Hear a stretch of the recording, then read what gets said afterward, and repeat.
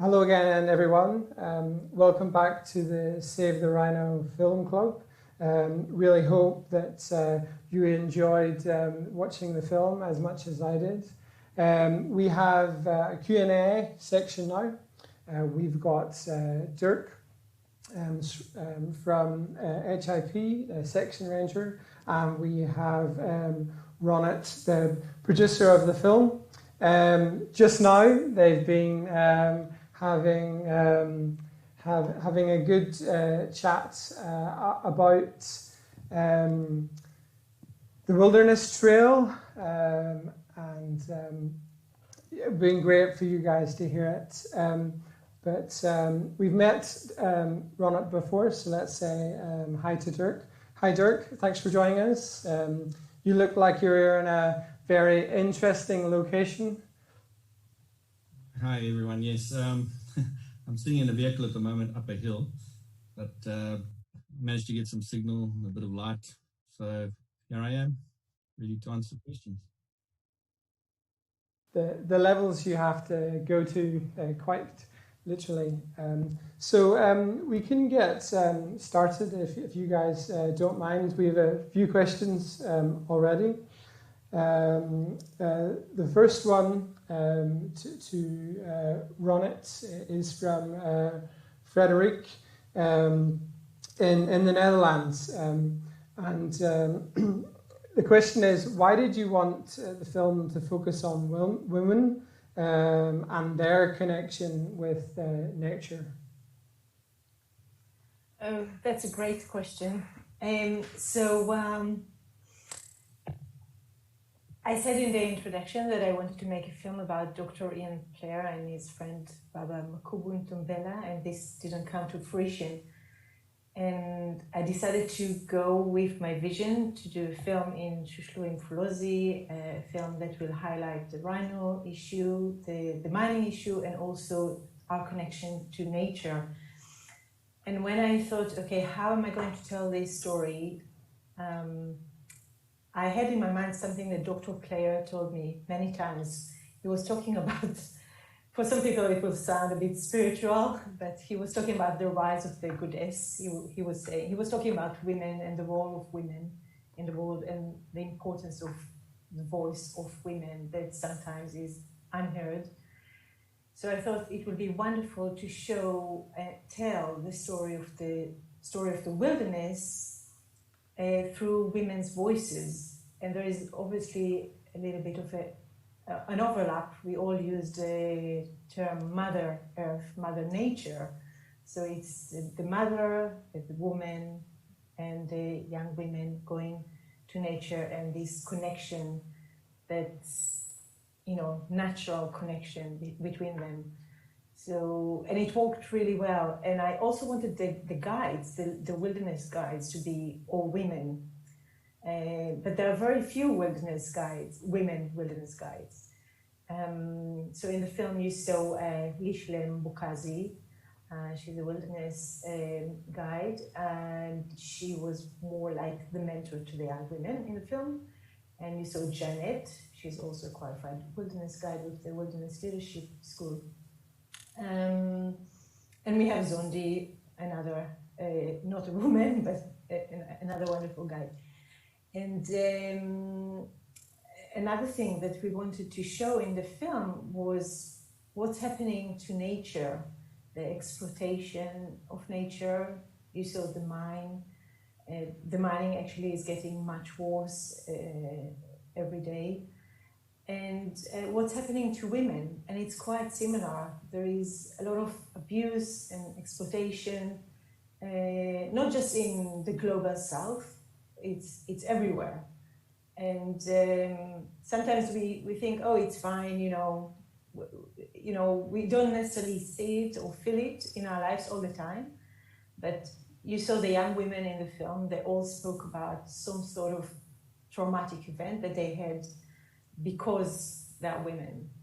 And yeah, I wanted to show this in the film. So we actually chose women that went through difficulties in their lives, and we wanted to see the healing impact of nature, of Mother Nature.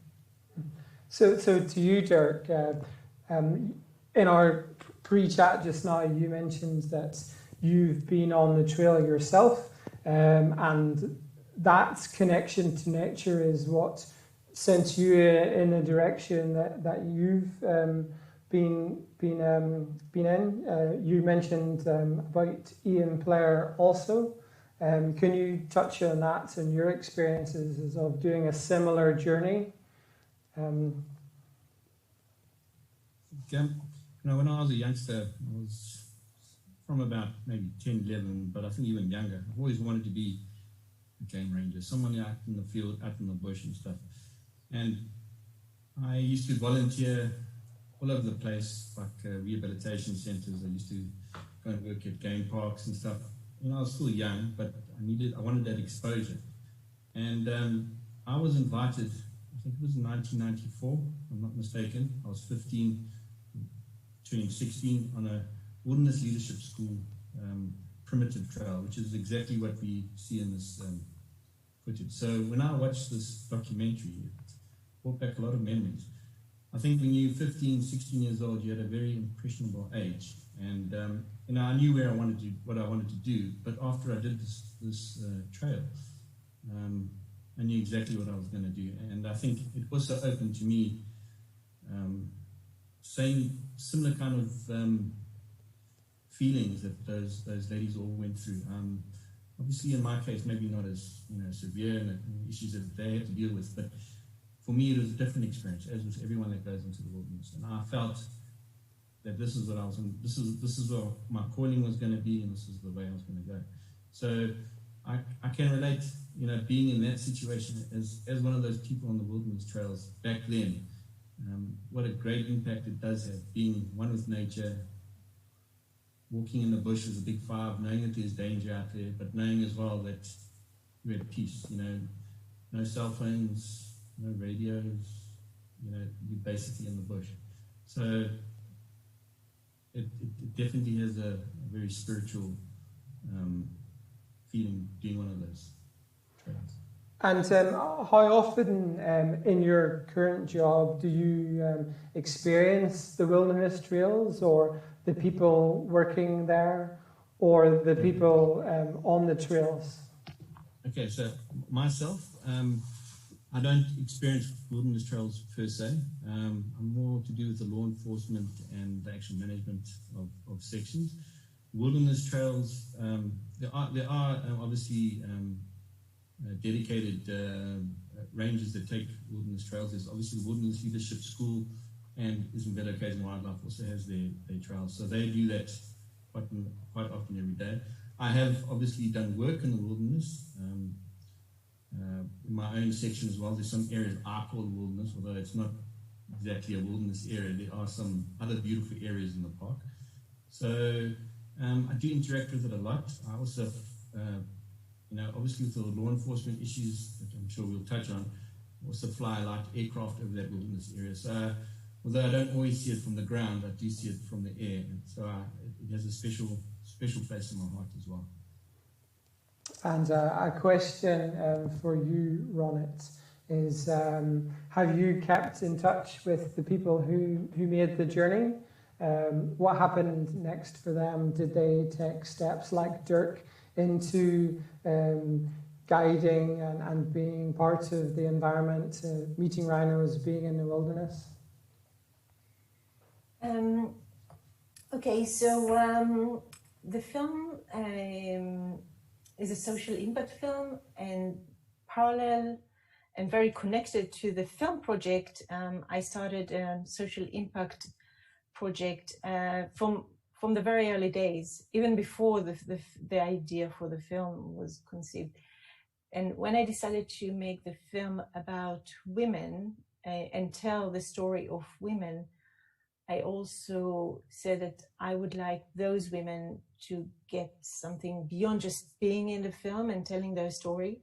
So I committed to give each one of the women 12 months leadership and development program and enrichment. So the first 12 months after the wilderness trail, they had different activities that we organized for them.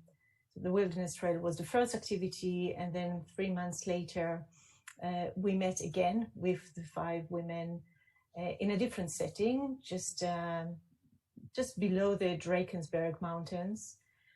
And the women had a wonderful experience there with semi-wild horses, and a friend, Isabel Wolf, she's a horse whisperer, and we shot them as well. So we documented. We have this footage, it's not in the film.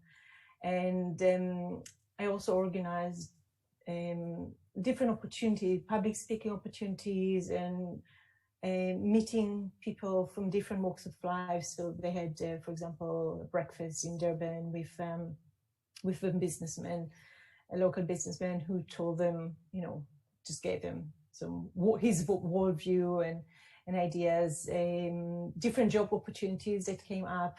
I matched them with jobs, and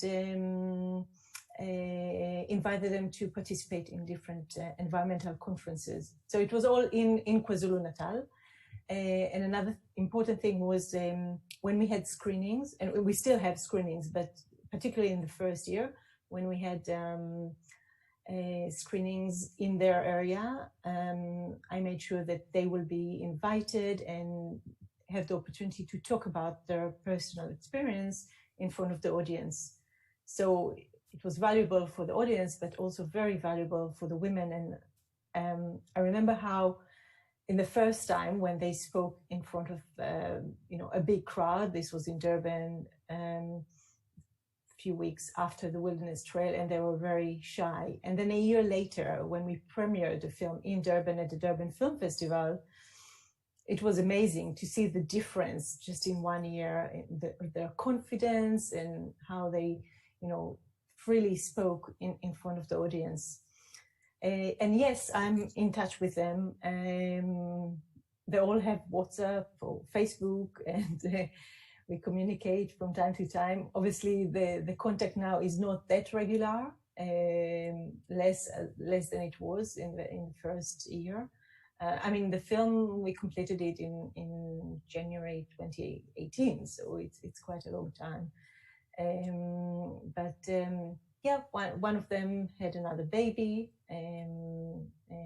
Kupila, the one who spoke about the baby who passed away. She had a new baby, and all of them made progress in their life.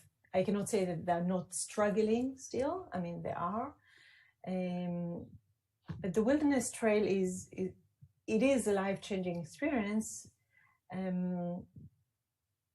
But it's the beginning of the journey. So it opens up for you something that, and you can see the world in a different way. But then obviously there is a journey ahead that you need to take.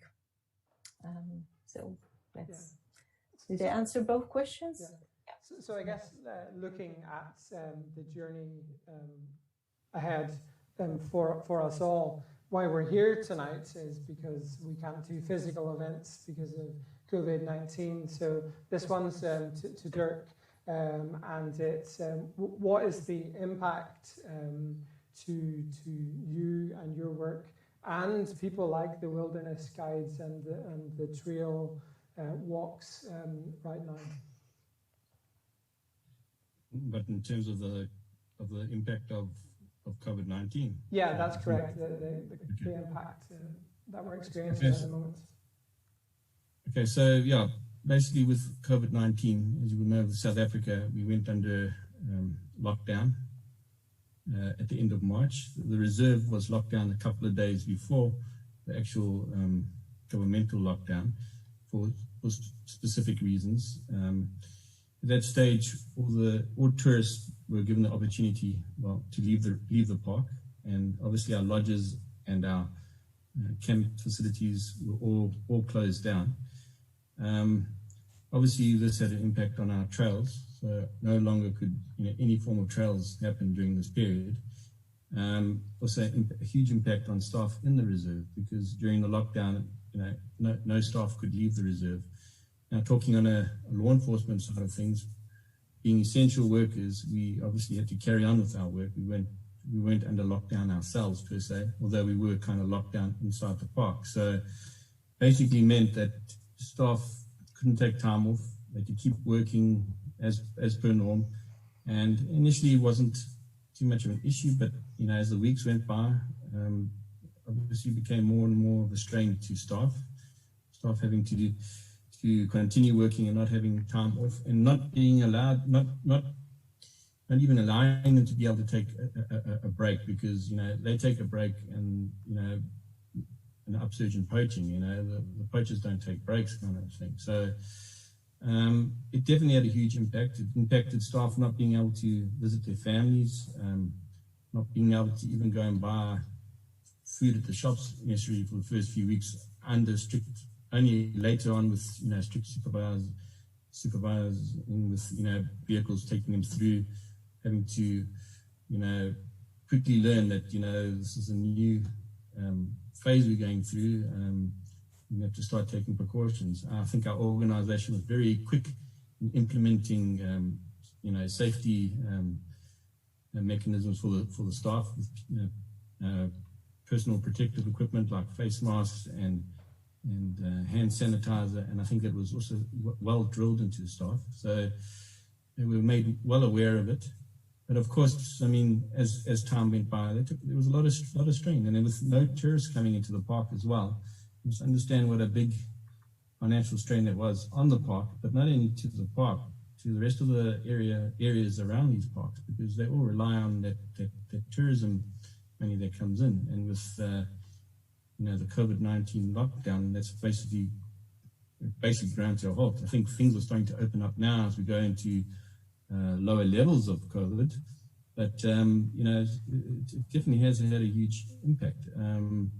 And losing all that income that we would have received from tourists, local and foreign, definitely has affected how we operate. But we still operate, and we obviously still carry on, and we've adapted, and I think we're on top of the game in terms of ensuring best protection for ourselves and our staff. And so one question would be, are there levels of patrols? In the film we heard about the rangers staying out for weeks on end, and is the level of rhino sightings still the same as before? Well, yes. Our field rangers are out there every day. There's always field rangers out in the field. Obviously, it's a huge reserve, so there's different sections, different field rangers working different kind of operations. You might have, for example, the wilderness area, camping teams out in certain areas, rotated in and out. You can, in other parts of the park, guys doing day patrols, night work, camping in small two-man tents, sometimes doing 12-hour OPs throughout the night, so observation points, listening points, from 6 to 6, basically, sunset to sunrise, especially during the moon phases. So none of that's really changed or anything like that. We've always managed to maintain that presence and that pressure, and I think it's definitely shown. We're putting a heck of a lot of effort into that, and the staff have really been tremendous in terms of the effort that they've put in, especially during this time. And to you, Ronit, a similar question about encountering the rhinos during the trail. What were the closest encounters that the group had? And I know we saw a little bit in the film, but how did that affect them and their appreciation for rhinos? Well, yeah, it's what you saw in the film. This was the closest encounter. And obviously there are bits that are not in the film because at some stage, the guides just told us, move, be quiet and move, and they started walking very quickly. So Karen Slater, the director, she was doing all the filming. Obviously, there were moments where she couldn't film because we were on the move, and it was an interesting landscape. There were no trees. There are a few shrubs, but nothing really that can protect us. And it was as you saw, a rhino, cow, and a baby. So she was obviously very protective. She sensed us. We were kind of standing behind something small. And she started walking towards us. And Zondi, the guide, he took his backpack off, and then he started walking towards her and just making lots of noise. And at the same time, they told us, okay, just be ready. And then they said, okay, now move quickly. Now just follow us quietly. And we walked, but it was very, very close. And I think, we were all, we had like two types of feelings. We were thrilled to see the rhino so close, but at the same time, we were scared. We were all scared. But it wasn't just seeing the rhino, because we were walking in, as Janet said in the film, in rhino country. There were areas where they said, okay, now this is black rhino country, kind of. So stay close. And, you see in the film when Zondi is not happy with us walking slowly and chatting, or not chatting, whispering. We were not allowed to chat, but, sometimes we were whispering, and he was saying, just increase the pace and walk close by. The impact is tremendous. I remember particularly after the Wilderness Trail, the women spoke in Durban. As I mentioned, they had a public speaking opportunity, and someone in the audience asked them, so now after the experience in the wilderness, if you sit with someone and that this is a poacher or someone who might go and poach, what will you tell him? What will you say to him? Why he shouldn't go and do that. So, she spoke about the rhino. She didn't talk about, she said, as a reply, she said, I feel that the rhino is part of me, and I'm part of the rhino. I feel this oneness and connectedness to the rhino, also to other animals. And I would tell this person that, this rhino is like, it could be his mother, it could be his father. He needs to treat the rhino with that type of respect and appreciation. So yeah, it made a huge impact on them. They all came out, just very, very moved by the experience. And it was the rhino that they saw very close, and also the elephants and the impala. So it's the big five, but also the very small animals as well, the dung beetle and so on. Mm-hmm. So a question to both of you, but starting with Dirk. Well, we've had quite a deep question from Horst in the Netherlands. He asks, 50 years from now, what would you like to have happened at Hluhluwe-iMfolozi, and what would success look like for that environment and the people? Oh, sure. 50 years from now. I can hardly think about a year from now. So obviously, I would like to see, obviously, the rhino populations pick up again. I'd like to see that the area is still protected. I'd like to see a bigger buy-in from the community, and I think our community relations people are working well on that at the moment. There are obviously a lot of issues, but I think we're getting there. We're trying to, I think our whole management ethos has changed a lot over the years. If we get the community on our side and they get to learn how important the reserve is, they will help protect the reserve as well. I mean, you look at the mining issues and stuff like that. I mean, those are huge issues that will affect the reserve. as the years continue. And very important that the park gets the buy-in from the community as well. And there are many issues that we are going to work through, but I think we will get there. But 50 years' time, I would love to see this area thriving. I'd like to see a good buy-in from the community. I'd like to see all the infrastructure and everything that we need to be sorted out. And then I think everyone realized the importance of these last little wilderness areas that we have in this country. I mean, South Africa is a beautiful country. We've got a lot of game reserves, per se, but as you all know, most of these areas are fenced off. I mean, they have to be because of our populations and stuff. So we've got to look after what we have. And I just hope that in 50 years' time, we're going to have a reserve here that's going to be thriving and have lots of rhino again and lots of other animals. Not that there aren't many rhinos, but, just have more buy-in and reserves to still be around and supported. And same for you, Ronit? Well, I think Dirk covered everything that I was thinking about while he was talking. I was also making notes.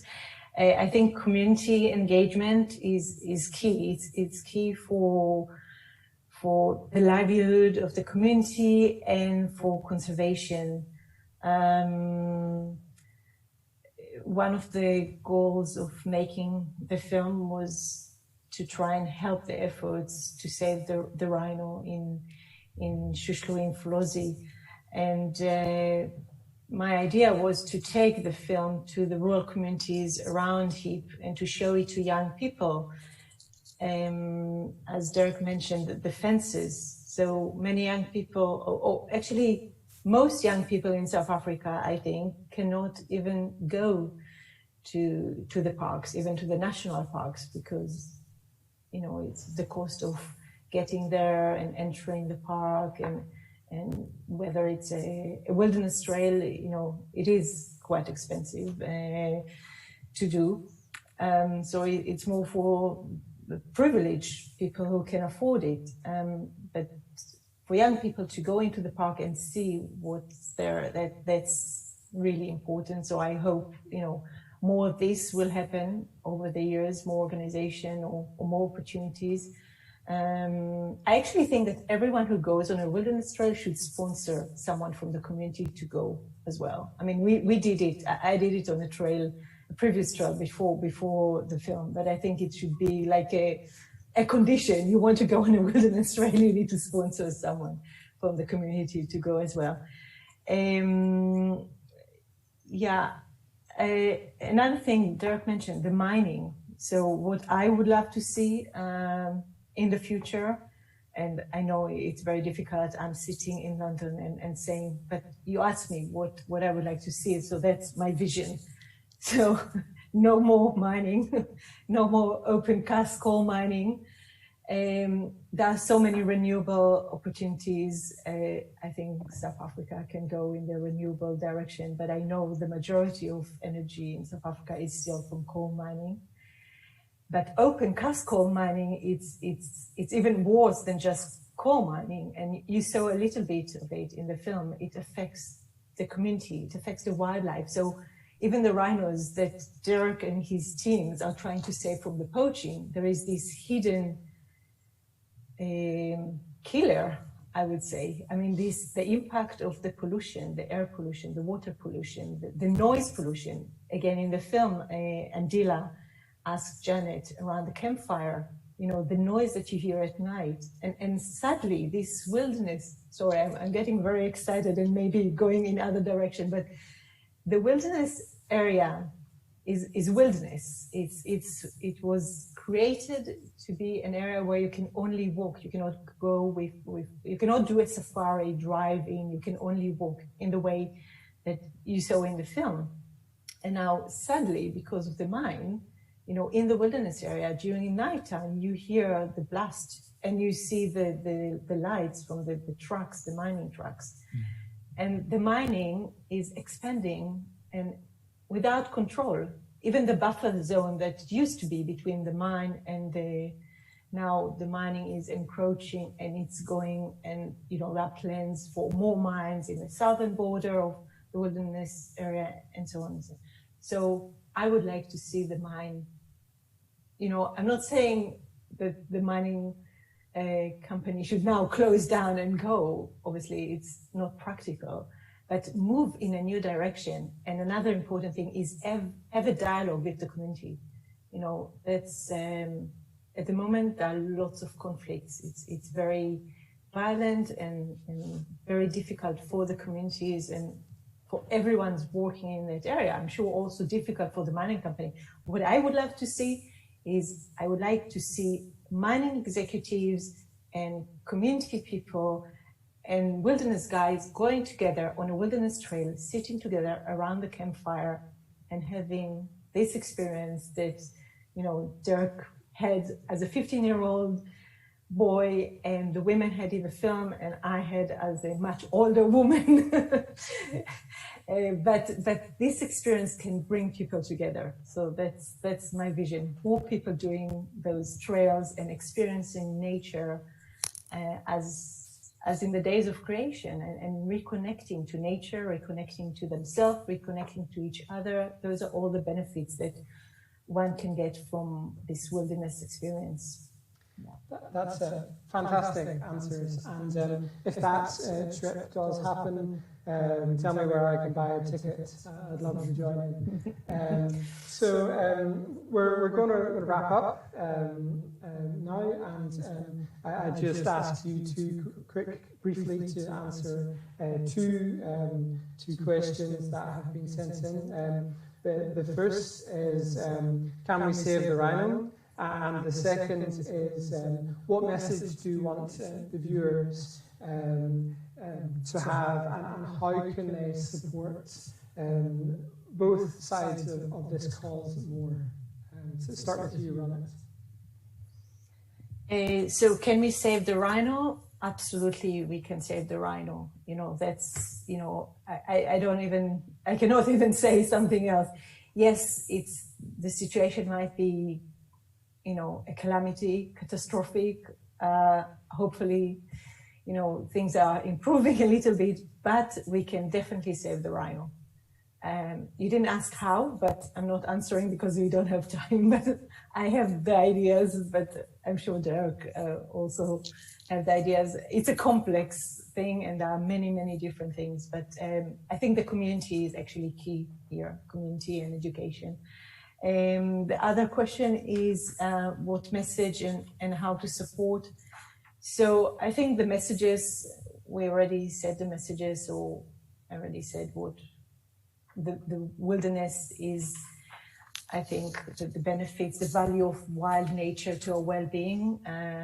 So it's this connection that we need to reignite, revive nature in our imagination, and this is the purpose of the film.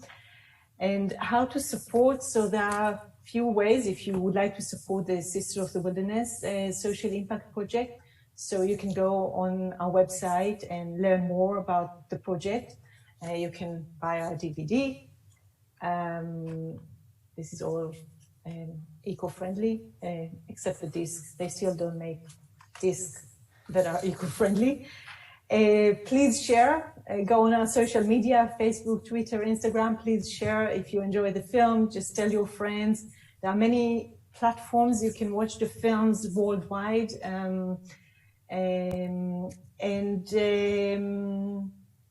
Yeah, if you want to organize a screening for your organization or school, or organize an event similar to this event with a Q&A, please get in touch. And I think, yeah, that's it. And thank you very much. Same to you, Dirk. Well, yes. Can we save the rhino? Absolutely. I think that's what we're doing at the moment. I think it's a multi-leveled kind of situation that we have to work on. Obviously,